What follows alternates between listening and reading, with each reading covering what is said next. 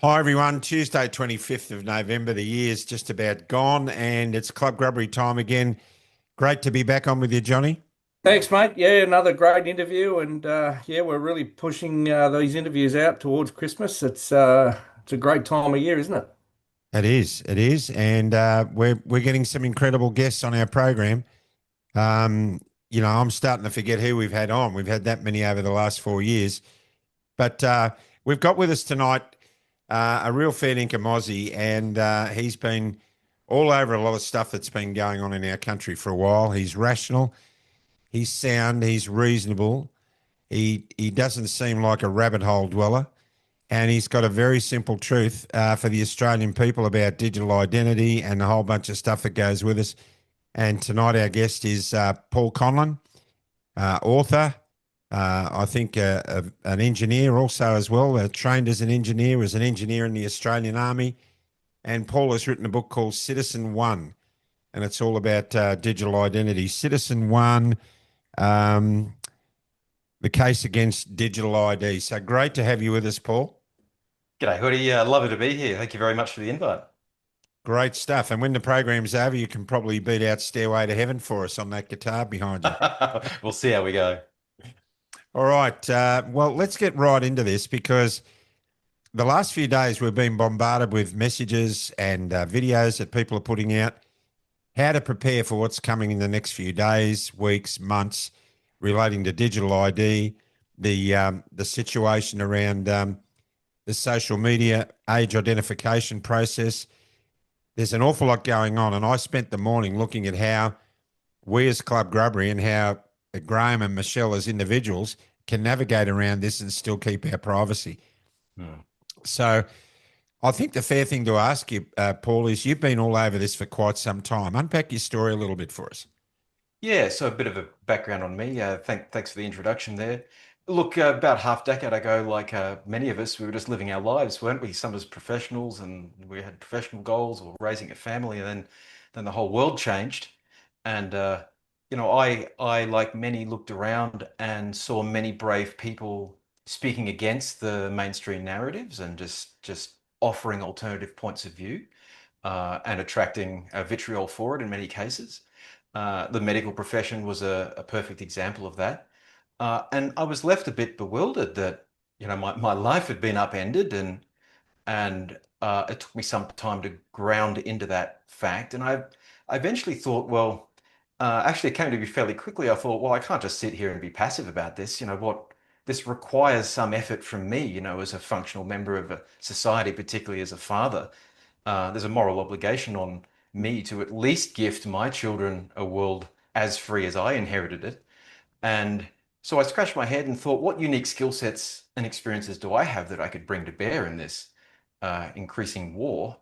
And, as a professional engineer, I saw perhaps what others weren't really bringing up in the mainstream, and that was the enforcement behind a lot of the policies that were being discussed, particularly the digital enforcement.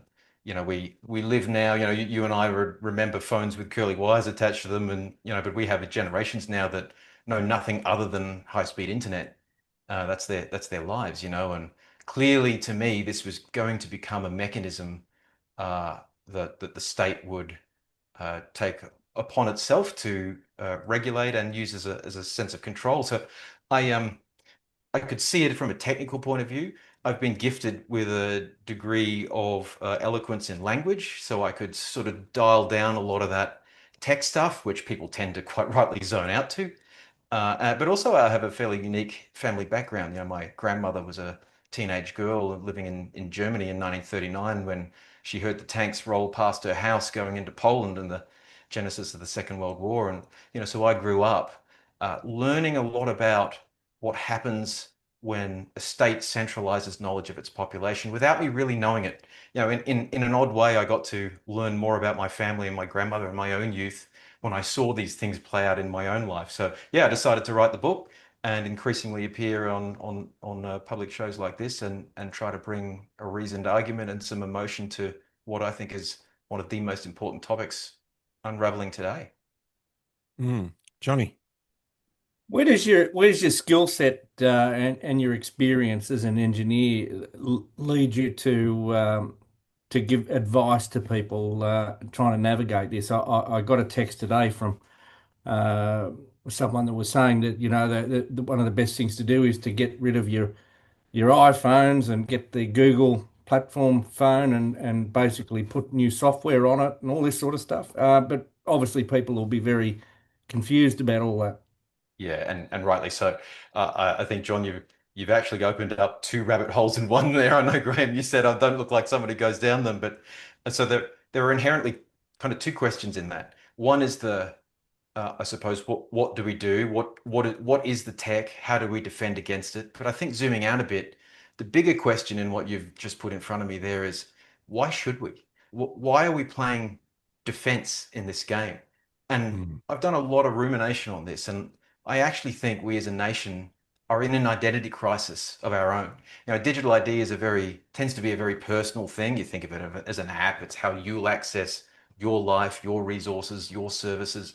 But I think it's really just the symptom of a much greater loss of, I think, skepticism of power and hierarchy in our country. So, yeah, look, and I've had similar kind of conversations. I've had people reach out to me say, what actually changes on December 10th? And the fact is we don't really know. We are implementing what I have termed safety critical infrastructure. By the very definition, when it goes wrong, people die. And I'm sure we'll get into the aviation side of that because that's an analogy that people are grounded in. But yeah, we are rolling this out without care or concern or caution about the gravity of what these systems will be able to do. And in the age of AI, I make the case that the next tyrant that grabs the reins of these incredibly powerful systems might not be another Hitler or Stalin. It might be a well-meaning AI that's been trained on the nonsense of the last half decade. So yeah, we can kind of flail around talking about VPNs and all sorts of things, but I really think that's to some extent energy wasted.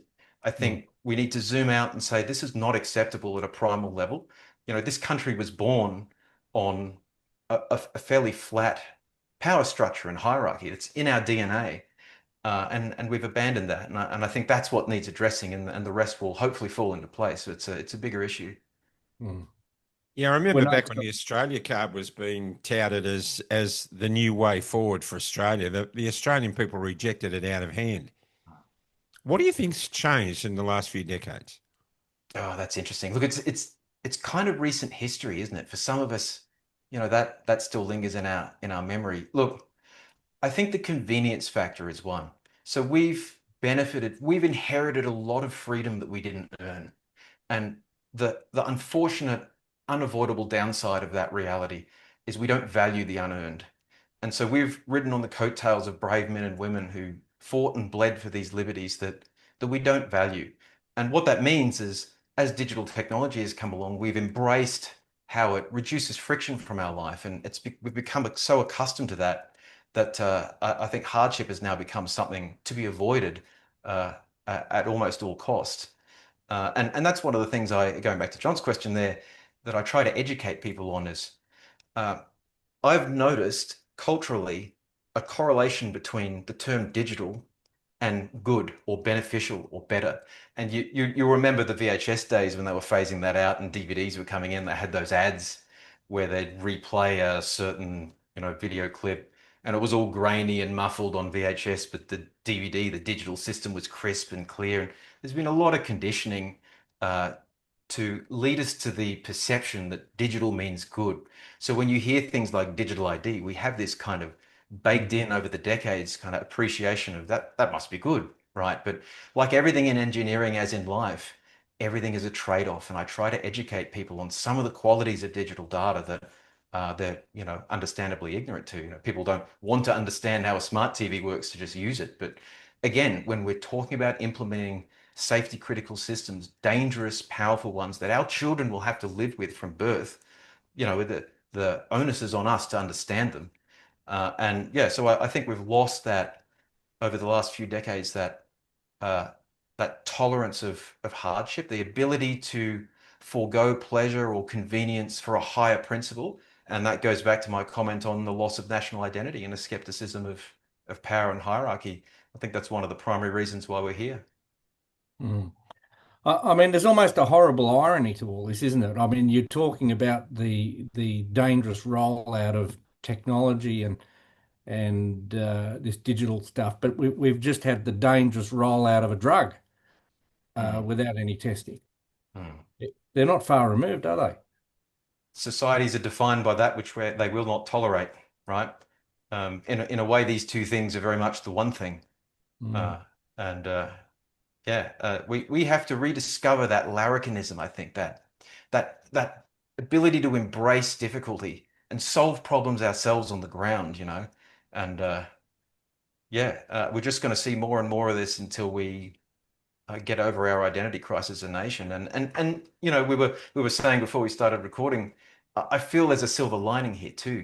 We live in such division, uh, and this is something. And the Australia Card campaign, or the campaign against it, proved this as well.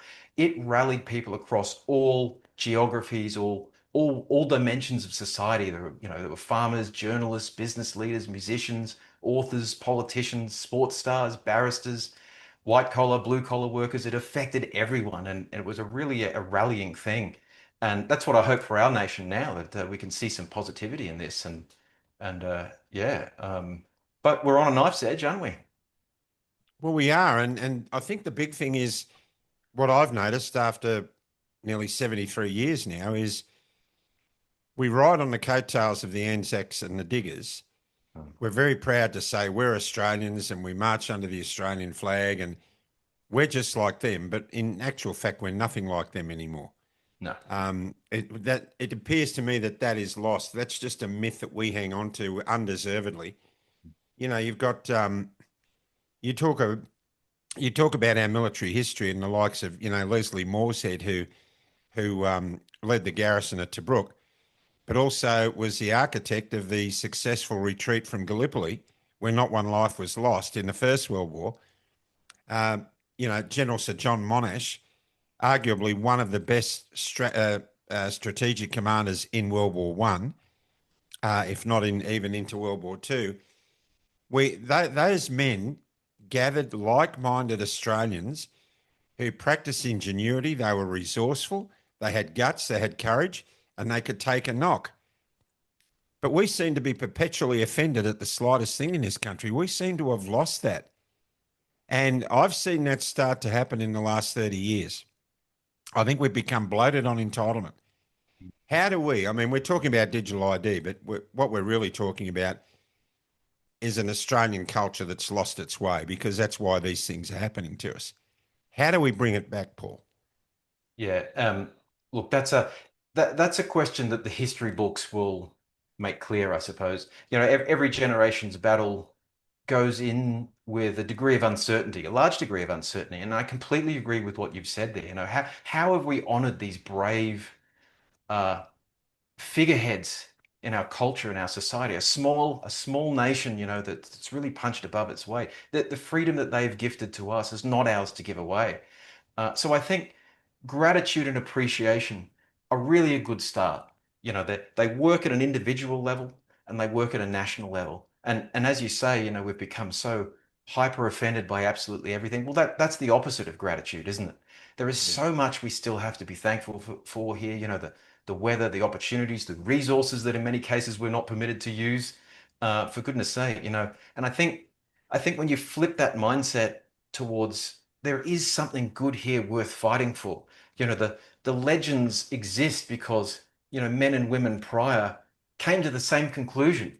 And I know it always feels different. There's that sense of, well, that was history and this is now. But what we're living through right now will be tomorrow's history, will be just another yellow page in a history book. And so, now is our opportunity to reclaim some of that lost identity. And I increasingly, at a personal level, am finding myself losing the fear over this issue, and finding myself more embracing the opportunity. And you just imagine yourself in the rocking chair with your grandchildren asking you, "What did you do during the war?" That type of thing. Well, this is quite an unconventional war, isn't it? But I want to have some stories to tell, and I want to say, well, I did something other than just let it all slip through my fingers. So yeah, I Mm. think a positive mind shift and understanding that fear is a useful emotion, but not one that we should let control us. And we should uh, look to unite in a positive and constructive way. And I think that's a really great start to honor the freedoms that have been gifted to us. And, God willing, gift a few more to the next generation. Mm. Well, you come from a military background. I mean, you just essentially said that, defense or sort of manipulating the background to try and defend our position here by installing things on your computer or whatever really isn't going to cut it. Uh, so what's the attack? I mean, look, I can't believe what I saw today. The Governor General in a golf cart with the crown emblem on the front of this golf cart, and she's driving the Chinese around in this golf cart on the lawn in Canberra. It's just beyond belief. Is it? I mean, is it far-fetched to say that we almost need to take take Parliament back? I mean, these people have just gone rogue. Yeah, I mean, and we've allowed it. The government should fear the people. The government should serve the people. I mean, going down John Ruddock's line of thinking, I'm very much aligned with that. You could argue it needs abolishing altogether, but baby steps. Yeah, look, Mm. we have orchestrated this thing, and it is our obligation to, yeah, look at that. Yeah. Uh, like I said before, societies are defined by that which they will not tolerate, and take it back. It is not ours to give away. Yeah. That is outrageous, isn't it? I mean, to think that the Governor General is behind the wheel of a golf cart, it looks like the papacy vehicle or something, doesn't it? It's probably got bulletproof glass. It And driving around the Chinese. it's theater at this point, isn't it? It's just comedy. Well, one thing that's really astonished me is the extent to which things can get so bad before something gets triggered. You mentioned kind of you asked what's the battle plan or something. And I guess my take on that is freedom is messy. Like any complex social system, there's no predicting what will trigger a social movement, a social renaissance. No one would have picked that a tea tax, sparked to some extent the Revolutionary War. But you sit on enough dry tinder and something somewhere sparks that desire to be more than the self. And in some regards, I guess the particular details are inconsequential. What actually triggers a movement. And I don't think we need to be particularly seditious in our wording. Again, I'm increasingly biased towards a positive slant on that, taking back the pride of our nation and the spring in the step that's born from gifting your children an economy that will, live up to their expectations. And I just think that's a message that sells itself when people actually start feeling that. And I've found a poor response to rational arguments. I think there's a necessary place for them in the public sphere. But that sort of emotion, I think, is where we need to get to. And I don't have the direct answer. I'm sorry. I don't know where that will trigger or when that will trigger. But look, there are some favorable things here. I think we've got some youngsters now, the under 16s who, I mean, looking, it's legal in Australia for a flight instructor to deem someone at 15 years old, suitable for their first solo, but the same teenager has to wait, is deemed too fragile by Canberra now to watch cat videos on YouTube for another year.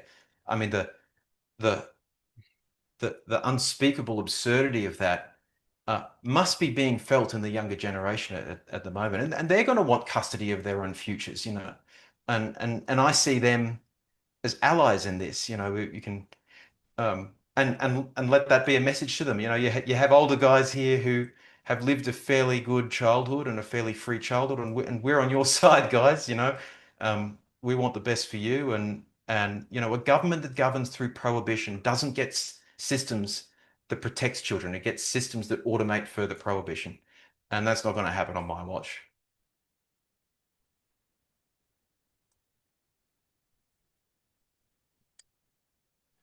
I'm muting myself because I'm likely to burst into a coughing fit at any time. Sorry about that. We are living in a world where we are addicted to safety, or the government seems to be. they're averse to risk of any nature. So our social immune systems have been broken down because we don't take chances anymore. Our physical immune systems have been broken down because we're living in this protective bubble that the government is foisting upon us. Now our social systems are going to be under attack as well when we have people like, what's the name, Inman Grant, who's the e-safety commissioner, who will be making decisions that we have to live our lives by. Now, what really gets to me is how these unelected officials seem to be setting the trend for what's going on. There's a million ways this whole rollout is going to go bad, just like the renewable energy strategy. It's going to fail. Any blind Freddy can see it. So, but it's kind of like we're at the stage, Paul, where we need to let it fail before we can rebuild. Is that where you see it? Look, absolutely. I think this is a case of it's so bad, it's good.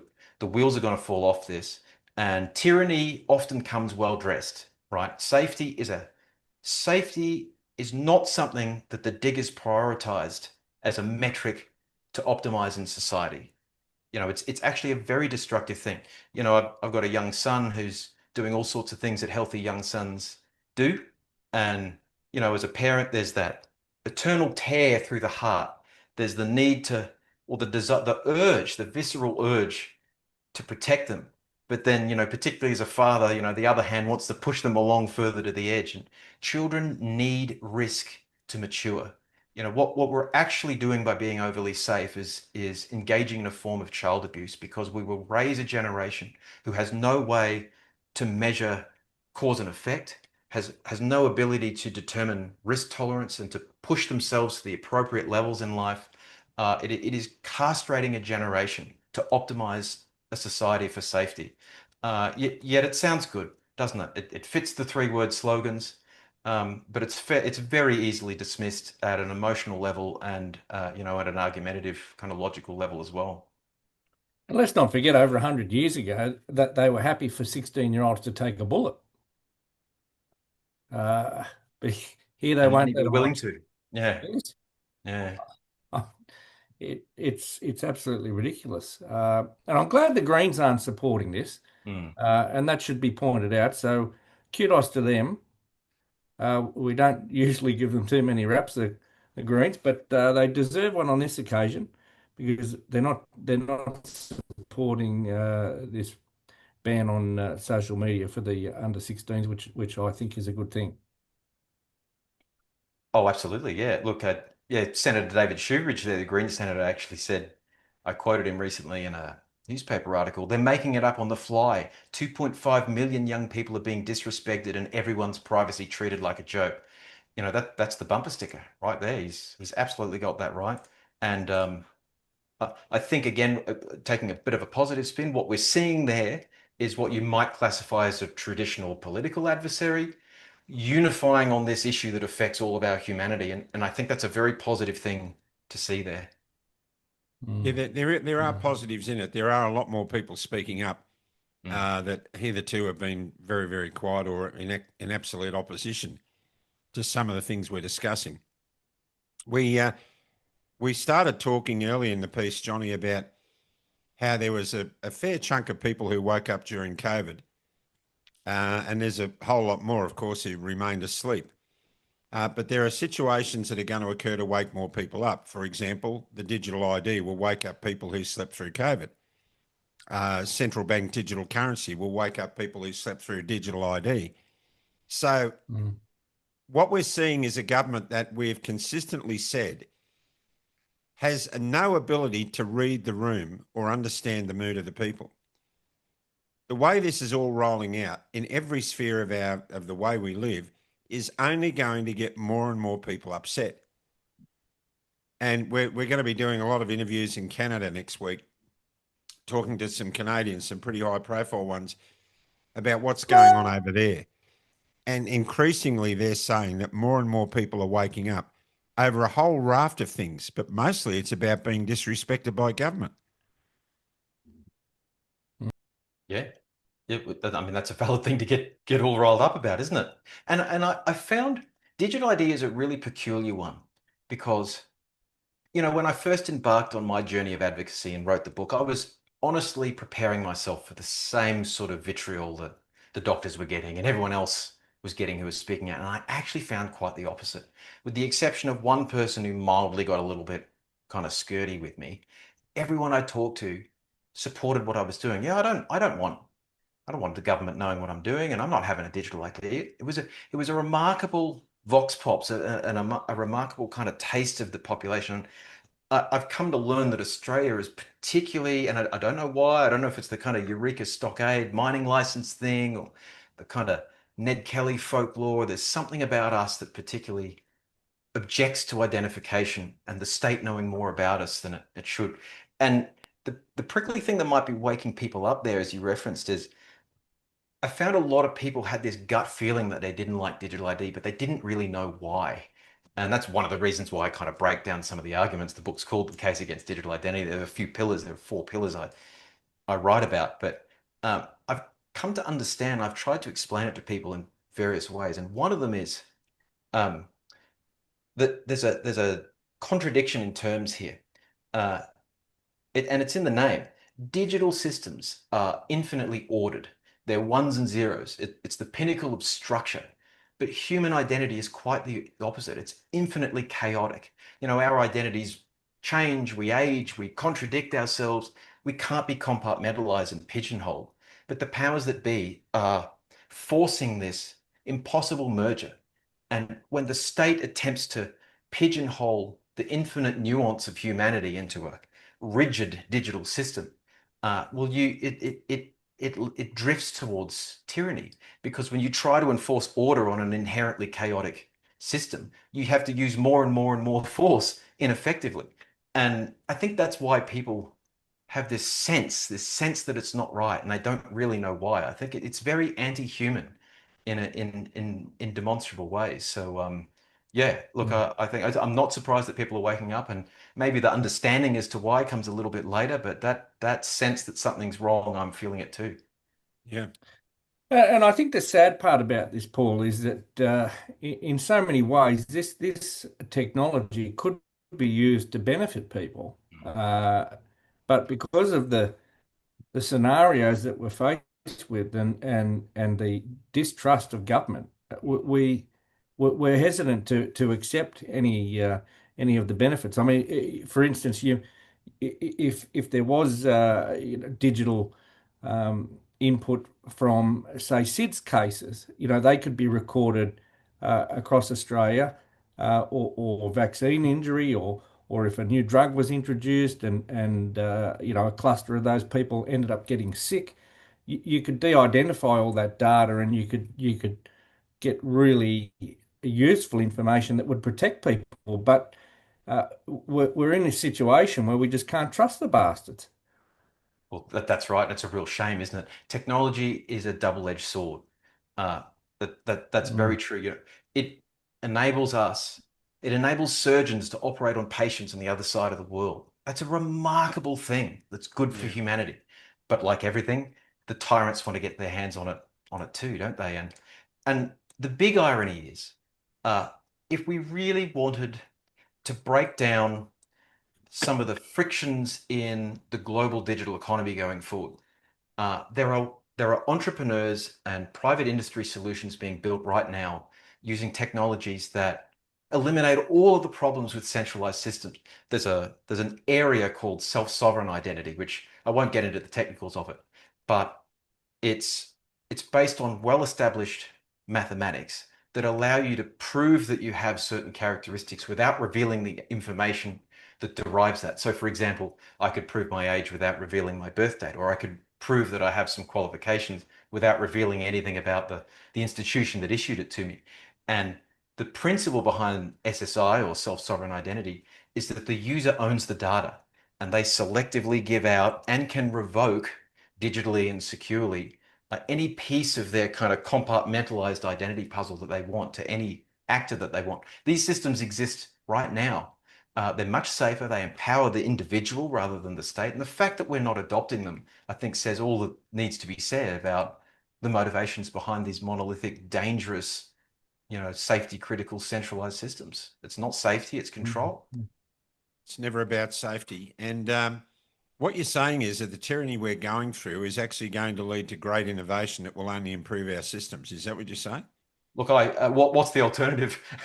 I think we have a moral obligation to be positive about the future. Like I remember there were people who were hysterical about the introduction of the internet.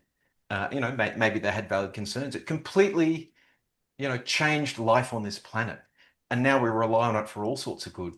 Um, and there's always going to be that disruptive effect with disruptive technologies. Again, it's in the name, isn't it?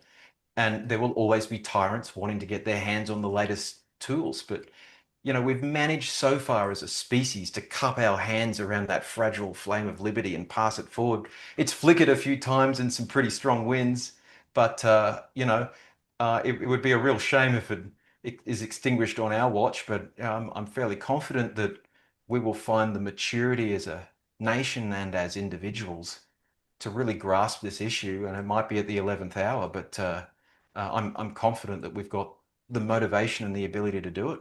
Mm, mm. I know the defense is not the answer, but does it help? I mean, enabling things like is it WaterFox, I think, which is some derivative of Firefox, and getting rid of Google, essentially, getting someone to design your own email system, getting rid of Gmail, all that sort of stuff. Is that helpful? Look, absolutely. And we talked about before about how COVID woke people up. And I see this as a beautiful irony. The fact that this is being jammed down our throats has got people interested in the basic kind of online privacy things that they should have been implementing anyway. Mm. I've been working on a series of um, video tutorials on the basics, and I've been in contact with many ordinary Australians who didn't grow up with the internet and don't Mm. really want to know how this tech works. They just want to kind of implement some basic privacy protections and get on with their life, and like that's a very valid thing to pursue.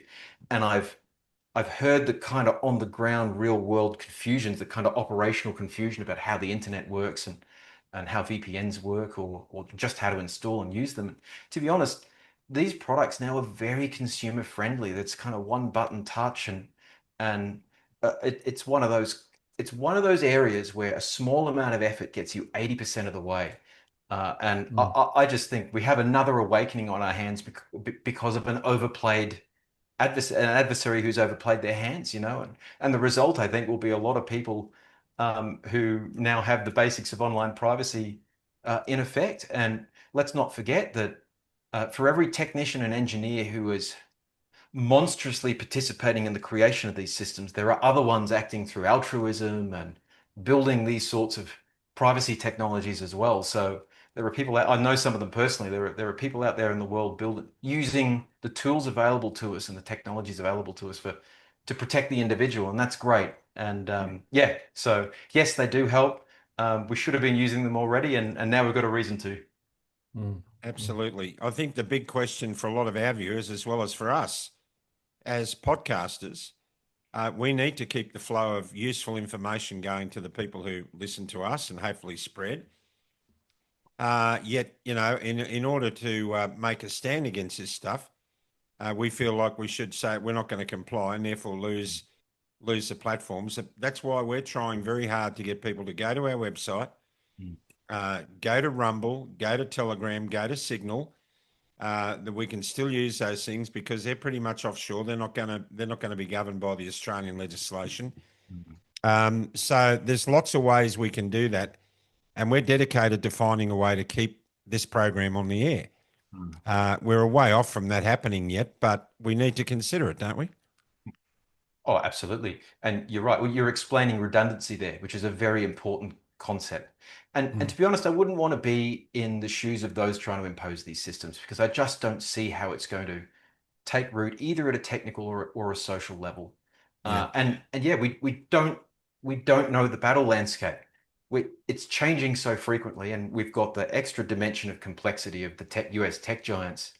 Um, and there are early signals of this, possibly opening up extensive lawsuits on the legality of this.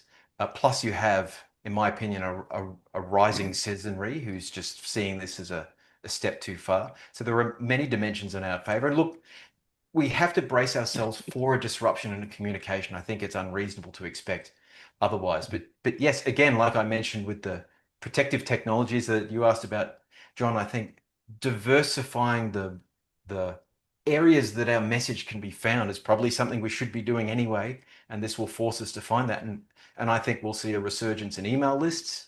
You know, the old subscribe to an email list and get updates, that sort of thing.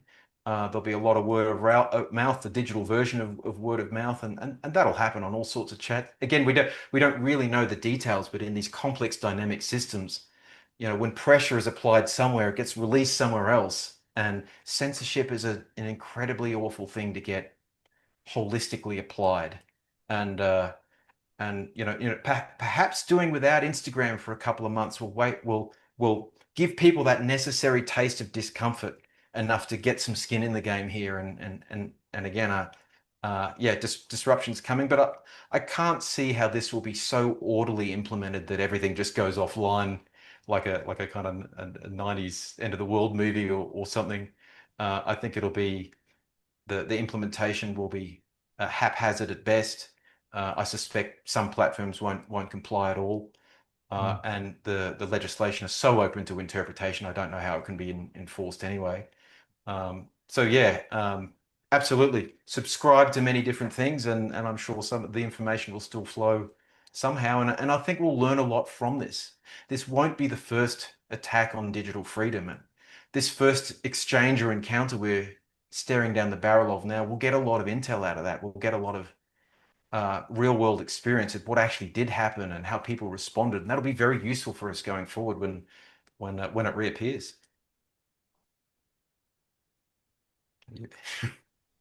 I can't believe we're actually thinking that a couple of weeks without TikTok is a hardship. I think for some it is. What have we come to? Yeah, for some it is. Well, our time's up, Paul. It's been really great discussing these aspects, and we've looked at it more from a philosophical point of view, which is, I guess, where we need to go in this society, the way we're going. Things are changing rapidly, and how we adapt is all part of our character development, and that's what they're trying to stop. They don't want us to develop our character, but we are, and that's a necessary part of building strong communities and strengthening families. So the only way is up if we all band together. Final comment, John? Go on. Identity is human, not digital. Absolutely, it is. Johnny. Yeah, I mean, I just can't help but think this seems to be a bit of a backdoor way of reinventing the misinformation madness. It's almost like they're trying to shut down everything again, but just using a different means. It's like this was like the backup plan. That's how it appears to me. I think we just need to be on the front foot and do what we've done well previously, and that's just keep a cool head and look for alternatives, and we'll get through it. There's no doubt about it. They won't stop us, even if we go back to the old inkwells, Hoody. Inkwells, mate. Yeah. Yeah, I remember Shirley in grade 3. She always had a pigtail in the inkwell. I made sure it was there. Yeah, they were the good old days. Anyhow, let's close customarily with a prayer, shall we? Lord Father in heaven, we just want to thank you for our guest tonight, Lord. We want to thank you for the positive spin that he's put on everything that's going on. And Lord, may we remain connected with each other, but most of all connected with you. For this is our prayer in Jesus' name. Amen. Amen. Thanks so much, Paul. The book again is Citizen One, and the subtitle is The Case Against Digital ID. Where can people get it?